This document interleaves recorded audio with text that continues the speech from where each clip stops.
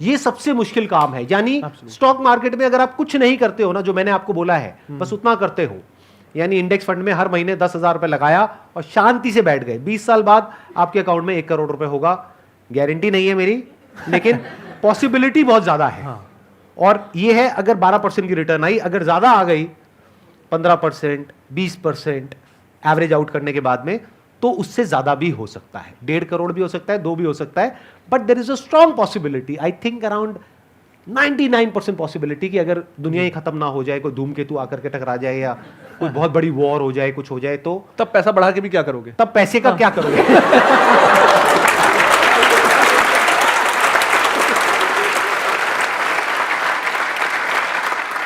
तो there is a strong possibility, 99% possibility है कि आप करोड़पति बन जाओगे आने वाले 20 साल बाद।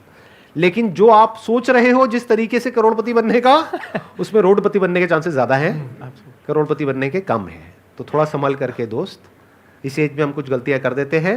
स्टॉक मार्केट वैसे बड़ी कमाल की जगह है, लेकिन इससे खतरनाक जगह भी कोई नहीं है अगर आप लालच और डर के बेस पे ऑपरेट कर रहे हो। और हम ऐसे ही ऑपरेट करते हैं। माइंड को जितना मैं समझ पाया हूं ना, वो ये है कि हम अपने फीलिंग्स के अकॉर्डिंग एक्ट करते हैं, इमोशंस के अकॉर्डिंग, और इंटेलेक्ट पीछे चला जाता है। इसके लिए सर मैं एक डिसिप्लिन रखता हूं कि मैं ब्रोकरेज ऐप अनइंस्टॉल कर देता हूं। जिस दिन खरीदना है अपने लैपटॉप को खोला, महीने में 1-2 बार खरीदना है, उस दिन खरीद लिया। मेरे फोन में, हमारे ऑफिस में, इनफैक्ट आई रिमेंबर एक दिन मेरी एक स्कूल की दोस्त थी, उसने हमको ज्वाइन किया और वो मुझसे बोलती है कि प्रांजल तुम लोग फाइनेंस का काम करते हो, ये कैसा ऑफिस है? ना तो यहाँ टर्मिनल है, ना CNBC चल रहा है, ना बिजनेस न्यूज़पेपर्स हैं। I think you guys really need to upgrade. तो फिर मुझे उसे 2 घंटे समझाना पड़ा कि हमारे यहाँ हम लोग मंडे से फ्राइडे मार्केट देखते ही नहीं है, क्योंकि हमारे देखने से क्या होना है, मार्केट में जो होना है वो होना है, तो मैं क्यों देख रहा हूं उसको। और उस समय अगर मैं देखूंगा जब रोज प्राइस ऊपर नीचे हो रहा है, तो मैं डर के, फियर से, इमोशन से एक्शंस लूंगा। अगर मैं सैटरडे संडे को देखूंगा, मैं आज कुछ कर ही नहीं सकता। मेरे को कोई शेयर अगर बेचना भी है, मैं सैटरडे को बेच ही नहीं सकता। तो मंडे तक मैं जब सोऊंगा उस थॉट के साथ, तो मैं रैशनली उस पर एक्ट कर पाऊंगा। तो इन अ फाइनेंस कंपनी हमारे यहाँ Monday to Friday stock market देखना अलाउड ही नहीं है। एक जो सर आपने बोला था, मैं उस पर एक पॉइंट ऐड करूंगा कि कुछ ना करना, तो इसको ना हम डू समथिंग बायस बोलते हैं। बहुत बड़ी खुजली होती है ये सच में। और ना ये भी प्रोबेबिलिटी स्टैटिस्टिकली प्रूवन है इन गोल कीपिंग, जब पेनल्टी शूटआउट्स होते हैं, तो स्टैटिस्टिकली अगर गोलकीपर अपनी जगह पे खड़ा रहे तो he will save 33% of the goals. ये वो AI सिमुलेशन से पता चला।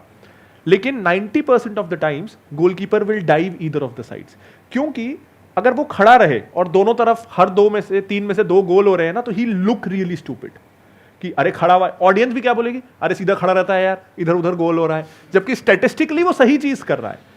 लेकिन हम हमेशा मैथमेटिकली प्रोबेबिलिटी वाइज सोचते नहीं है। हमको ये सेटिस्फैक्शन मिलना ज्यादा जरूरी है कि हम मेहनत कर रहे हैं, भले ही हम गलत डायरेक्शन में दौड़ रहे हैं, दौड़ना उधर है, लेकिन हमको ये सेटिस्फैक्शन दौड़े तो सही ना।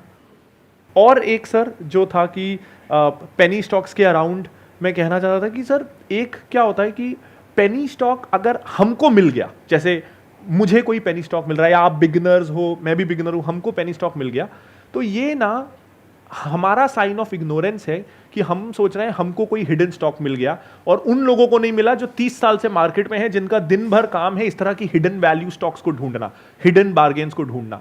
और हम आज मार्केट में एंटर हुए, हमको एक लॉटरी का टिकट मिल गया, उन लोगों को नहीं मिला जिनका काम ही ये है। ये स्टैटिस्टिकली बहुत बहुत अनलाइकली है। हम अपने आप को बेवकूफ बना रहे हैं ये सोच के कि हमको कुछ मिल गया जो किसी को नहीं मिला। अगर 1 रुपए की कोई अच्छी कंपनी है, मोस्ट प्रोबेबली वो आपको लास्ट में पता चलेगी। आपको क्यों पता चलेगी? आपके ना ब्रोकर से कांटेक्ट है, ना कंपनी के ओनर से कांटेक्ट है, ना PMS से कांटेक्ट है, बैंकर्स से नहीं। आपको कैसे पता चलेगा? आपको सिर्फ वही पता चलेगा जो गलत लोग आप तक पहुंचा के आप पे डंप करना चाहते हैं। तो आपको इंफॉर्मेशन अगर मिल रही है तो वो आप तक पहुंचाई जा रही है, आपको मिली सही तरीके से नहीं है।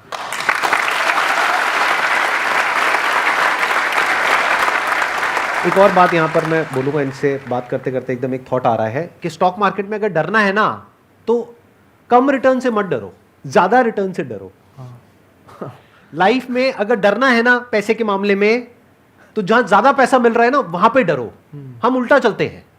कोई आया आकर के आपको बोला कि भाई मेरे को पैसा दे दे, मैं 1 साल में डबल कर दूंगा, 2 साल में डबल कर दूंगा, या फिर इसमें पैसा लगा दे, ये हो जाएगा वो हो जाएगा, वहां डरो।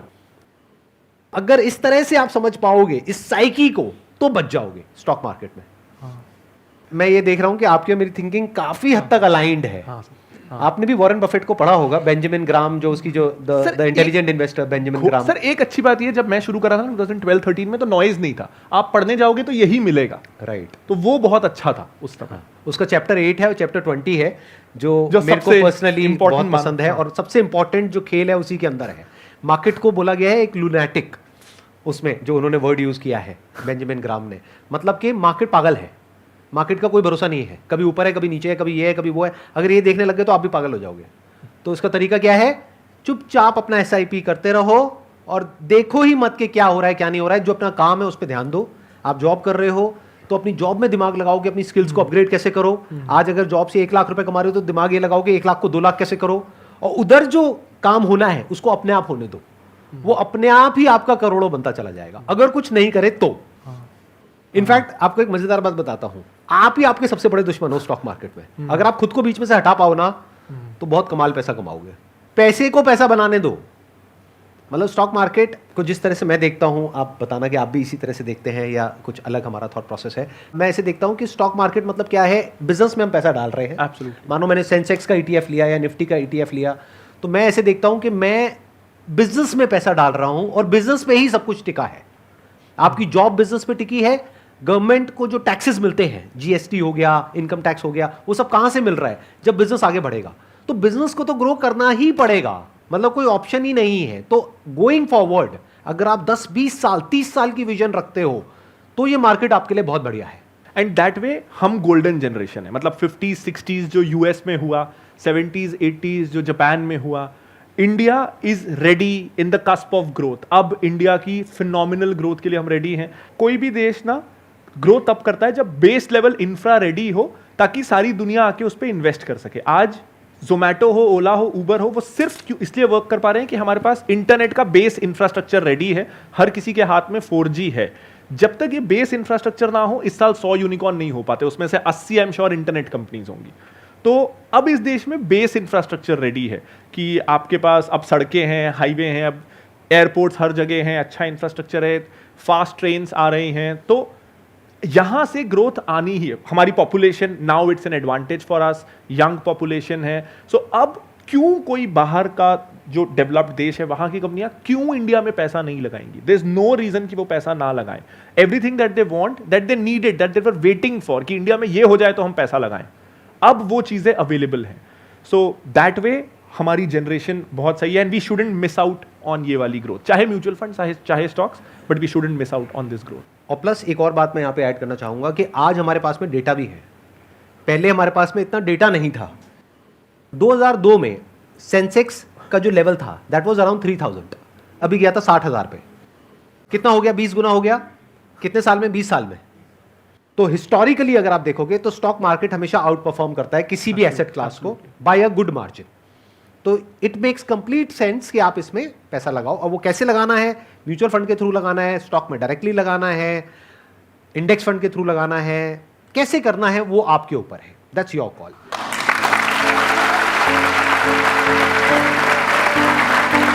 अच्छा, आपके लिए एक छोटा सा गिफ्ट है हमारी तरफ से।